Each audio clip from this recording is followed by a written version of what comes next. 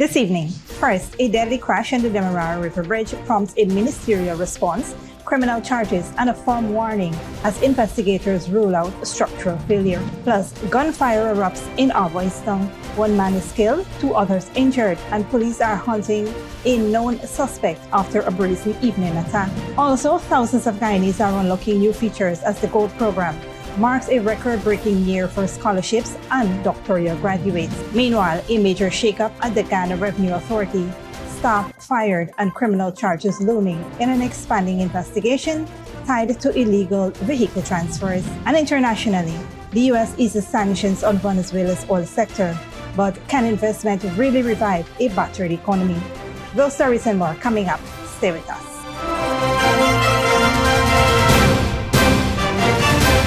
Welcome to this broadcast of Channel 2's Headline News Update for January 30th, 2026. I'm Bibi Backus. Thank you for joining us. Minister of Public Works, Bishop One Edgehill, visited the Demerara River Bridge on Thursday following a tragic accident that claimed one life and injured others. The incident involved a truck that reportedly lost power and brake control while crossing the bridge, rolled backwards, and collided with vehicles behind it. Minister Edgehill extended condolences to the family of the deceased and assured the public that a full investigation is underway.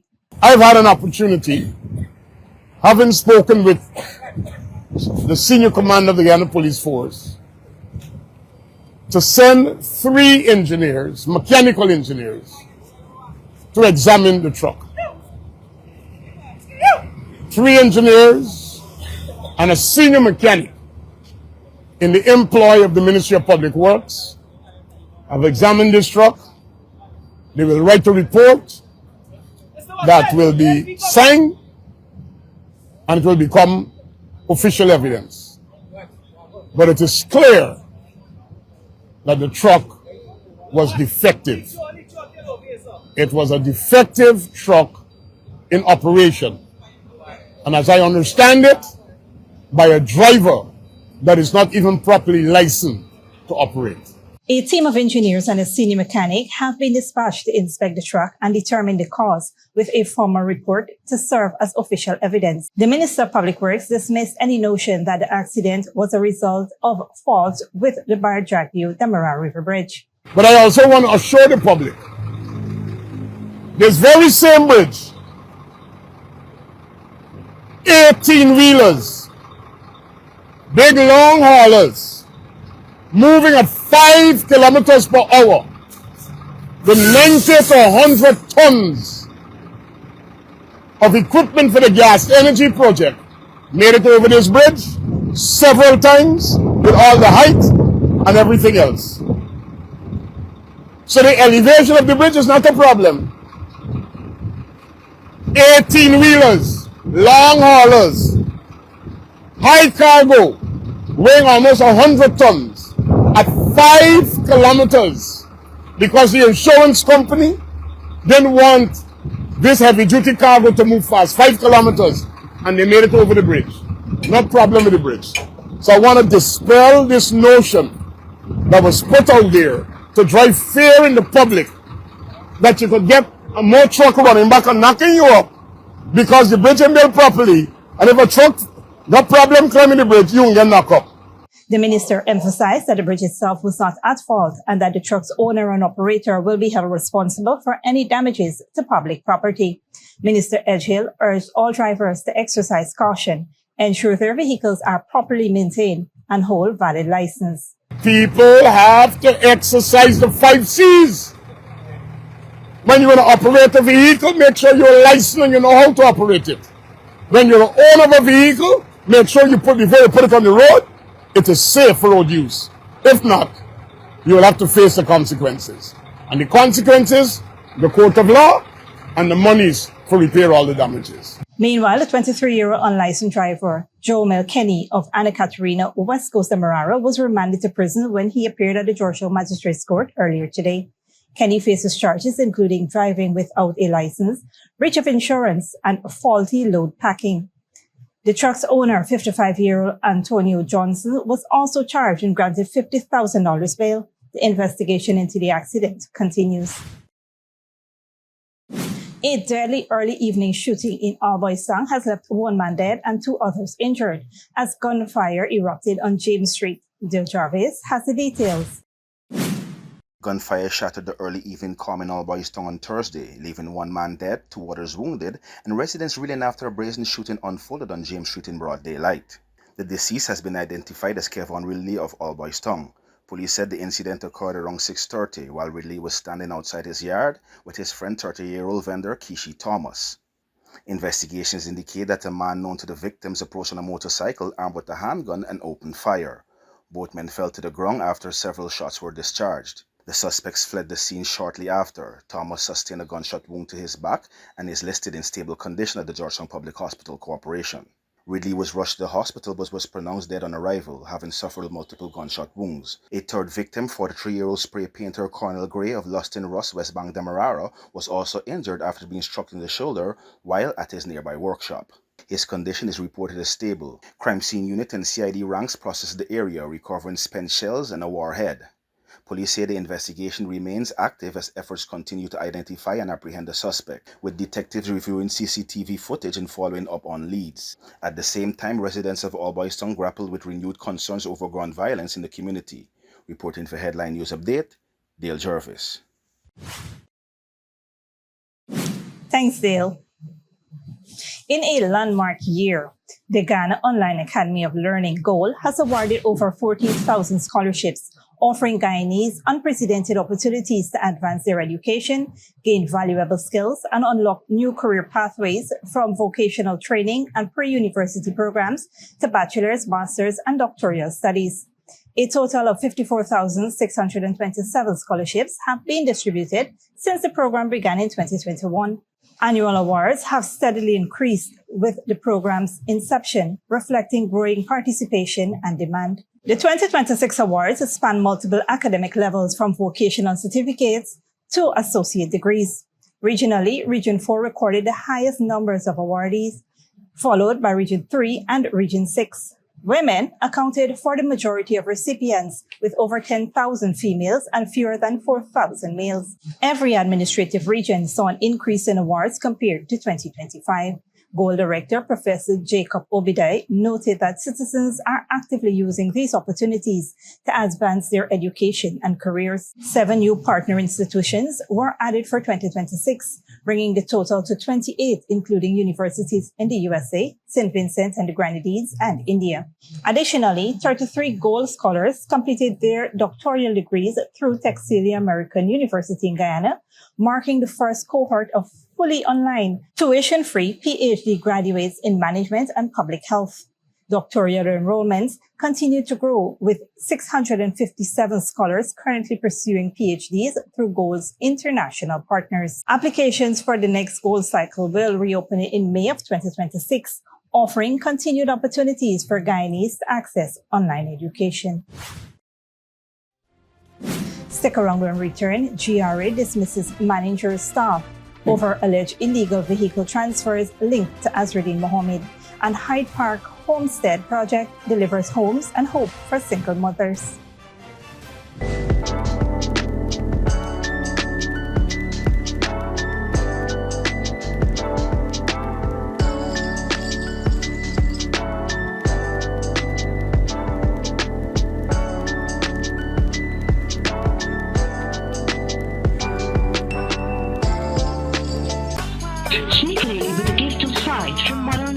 Services. Let our professional team examine and prescribe what's best for your eyes. Common smiles make fashionable faces.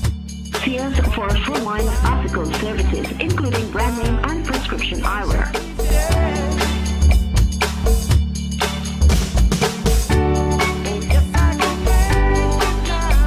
Modern Optical Services. 316 Mill Street, Georgetown. Telephone 226-1082. Good girl forget things.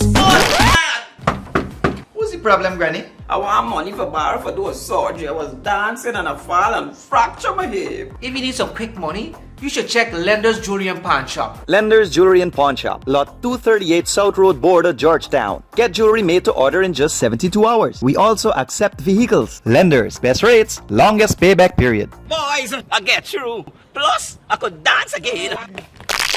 Lenders Jewelry and Pawn Shop. Welcome back. A sweeping crackdown at the Guyana Revenue Authority has led to several staff being fired amid explosive allegations of illegal vehicle transfers tied to sanctioned businessman and opposition leader Azruddin Mohammed.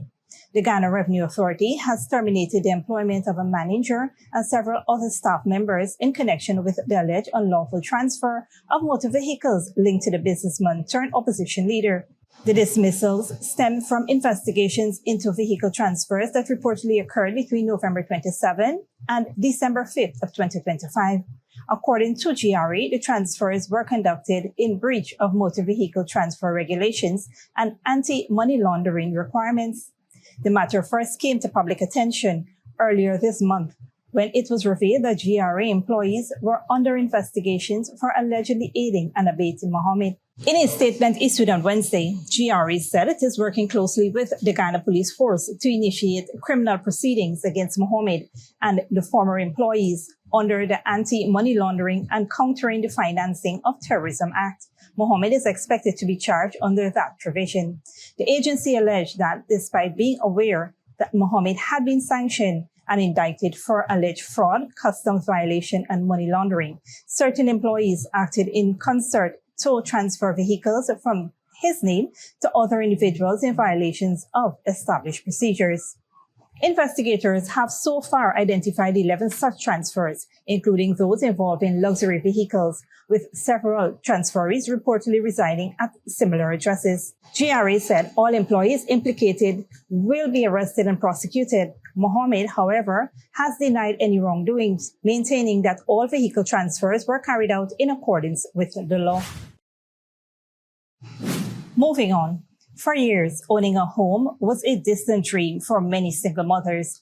But along the Suicide Highway, that dream is now taking solid shape as keys, hope, and opportunity are finally being handed over. 27 single-parent mothers were handed homes under the Ministry of Housing's Hyde Park Homestead project on Thursday, marking a major milestone in the government's drive to improve housing access for vulnerable families. We are moving another step forward towards implementing an initiative of ensuring that we respond to home ownership, making availability for different segments of our population towards home ownership. This year, therefore, we have set to achieve 8,000, and today we're talking about the first set that will be counted under the 2026 target here at Harun. The project, located along the Suicide Highway, is a national housing strategy under Budget 2026. It will see the construction of 500 housing units on 100 acres of land. The contractor, Duravilla Homes, has already completed 50 homes, with another 52 currently under construction, and additional units are expected to begin construction shortly. When President Ali announced this project, he called for private sector involvement. And I'm happy that answering that call was Duravilla Homes. Our government recognizes that delivering transformational projects, national projects, requires strong partnerships with capable private sector stakeholders. Beneficiaries welcomed the initiative, describing the allocation process as smooth and life-changing. I updated my letter October and I got a call, so I'm really thankful for that. Right now I'm overjoyed. That's just one of the words I would use, because I'm waiting long, and I'm a mother of twin boys also, so this is going to be good for me and my boys going forward. Each homestead includes a core home and a shade house to support agricultural production, offering opportunities for food security and supplementary income. Minister of Housing Colin Crowell said the project reflects the government's commitment to people-centered development and women's empowerment, noting that housing provides stability, dignity, and economic opportunities. The development, implemented through a public-private partnership, also includes access to essential amenities and is supported by expanded mortgage financing and infrastructure investments along the Linden-Suicide Highway corridor. Don't go away after the break. Niger airport attack. Military junta accuses France and its regional allies. And airport screening resumes at Asian airports after Nipah virus cases in India.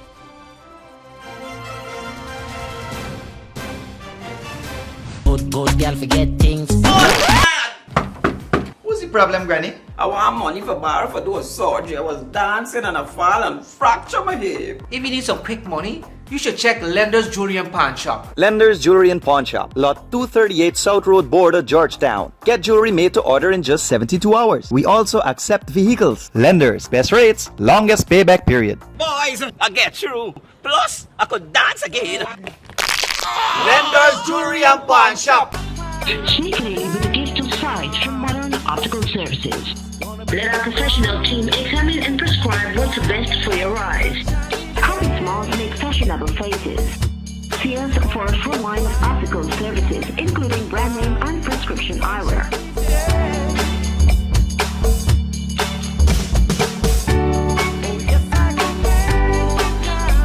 Modern Optical Services, 316 Mill Street, Georgetown. Telephone 226-1082.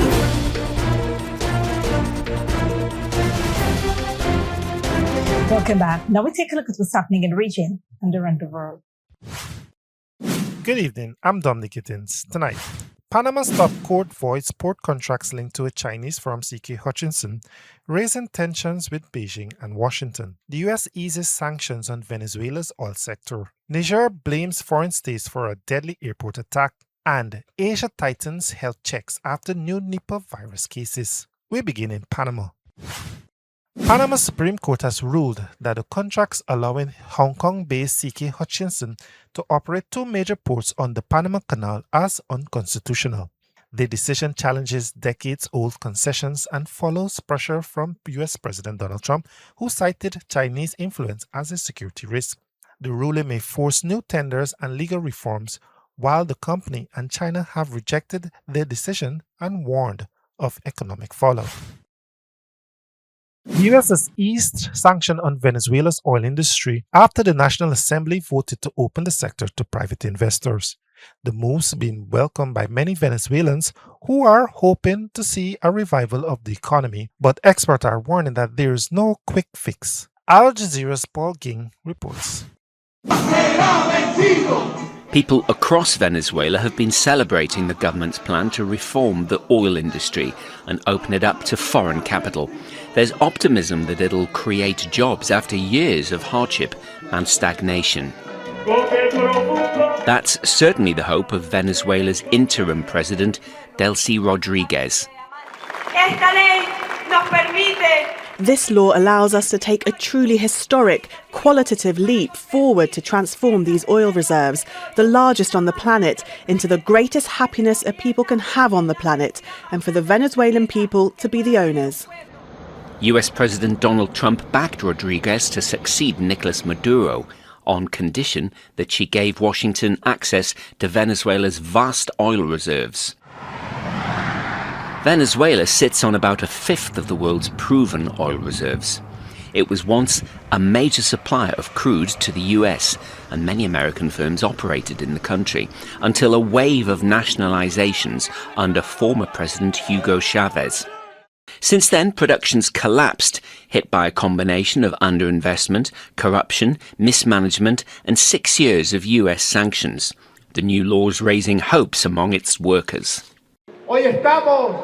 Through the new hydrocarbons law, we'll achieve new revenues, which can be effectively invested in the health sector, the education sector, and for the benefit of the people in general. But analysts warn that the move isn't a quick fix after years of profiteering and underinvestment. PDVSA was viewed as the national piggy bank for the Chavez and Maduro regimes. They milked the company, took the revenues without reinvesting in the oil patch. Venezuela's production was 3.5 million barrels a day 50 years ago. Today, it's barely 1 million barrels a day. All the wealth has been siphoned off. And so there's a wonderfully robust opportunity but it's going to take years and billions of dollars to redevelop the Venezuelan oil patch. So despite the current jubilation, Venezuela's oil industry could face a long road back before ordinary Venezuelans see lasting benefits. Paul Ging, Al Jazeera. Niger's military junta has accused France, Benin, and Ivory Coast of being linked to an attack on the capital's main airport late on Wednesday night. Several commercial aircraft were destroyed during the assault. The defense minister says 20 attackers were killed. Al Jazeera's Nicholas Haig reports. On primetime national television, the bodies the junta claims were involved in Wednesday's attack on the airport. Among them, authorities say French citizen. Images too graphic to broadcast and yet shown to millions across Niger. Displayed as a warning, meant to intimidate. No group has claimed responsibility, but Niger's military rulers were quick to assign blame, not to the fighters linked to Al-Qaeda or ISIL, whose attacks are edging closer to the capital. Instead, the finger firmly pointed west at France and its regional partners, Ivory Coast and Benin. The attack, the junta says, was an infiltration of foreign mercenaries. On Wednesday night, residents of the capital were awoken by Niger's air defense systems, activated after drones were hovering the 101 military base near Niamey Airport. Russian soldiers stationed there, part of Niger's new security alliance, fought back. Several commercial airplanes were hit. The junta leader thanked Russian forces for their support. Inside the airport compound, 1,300 tons of uranium worth $250 million. We know why they want to destroy our airport, to destroy our airspace, our system. It's our uranium. We are the ones supplying other countries today, even those that are in crisis, that are currently facing shortages. Niger says it intends to sell it to Russia and Iran. But the French nuclear company Orano claims ownership over that uranium and has taken Niger to court. France has extracted the yellow cake, as it's known, from Niger for more than half a century, until the junta severed ties with the former colonial power in 2023. Hundreds have since taken to the streets, rallying in support of the military rulers. We will not surrender a single inch to the terrorists, and even less to the imperialists. But beyond the protests, another Niger, quieter, watching and wary. A silent majority fearful of another attack, and uncertain about a junta that is increasingly isolating itself and the country with it. Nicholas Hawk, Al Jazeera. Thermal screenings has been reinstalled at airports in Indonesia and other Asian countries following confirmation of Nipah virus cases in eastern India. The World Health Organization warns the virus, transmitted from infected animals to humans, has a fatality rate of 40 to 75%, with no cure or vaccine currently available. Al Jazeera's Umi Consul Sharif reports. Passengers arriving in the Indonesian island of Bali are in for a surprise. Thermal screenings are back at airports in some Asian countries for the first time since the COVID-19 pandemic. This time to check for the Nipah virus, which is carried by fruit bats and other animals. Cases have been confirmed in eastern India. Of course, we're all afraid of all the viruses, especially after Corona. Everything is going to change and we lost so much people. So we think we should be very careful about these kind of diseases. India has reported 2 Nipah cases in late December in the eastern state of West Bengal. Nearly 200 people have been quarantined to stop the spread of the virus that's transmitted from infected animals to humans. The World Health Organization says it has a fatality rate of between 40 to 75%. The Nipah virus infection is very dangerous. Firstly, it has no cure. There's no specific treatment and no medicine works. Secondly, there is no vaccine or inoculation for it. And the third thing is that the mortality rate is very high. Nipah was first detected in Malaysia in 1998. Since then, small outbreaks, mostly in Bangladesh, have been contained. While the virus can spread between humans, scientists warn airport screenings may be ineffective as the incubation period can be long. It's about 1 to 2 weeks, maybe a little bit sooner in some, and sometimes a lot longer than that. I think the longest has been 45 days. And what this means is that it's actually very difficult to control at airports. Experts say the Nipah virus has not yet shown signs of becoming more transmissible among humans or spreading easily worldwide, but it remains a significant public health concern. Kulsum Sharif, Al Jazeera. Thanks, Dominique. This brings us to the end of our regional and global news coverage. Up next is the 3-day weather forecast.